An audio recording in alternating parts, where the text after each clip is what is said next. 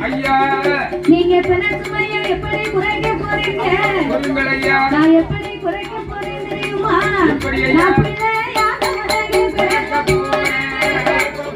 எம்மா பிள்ளையாக உலகில் பிறக்க போறேன்.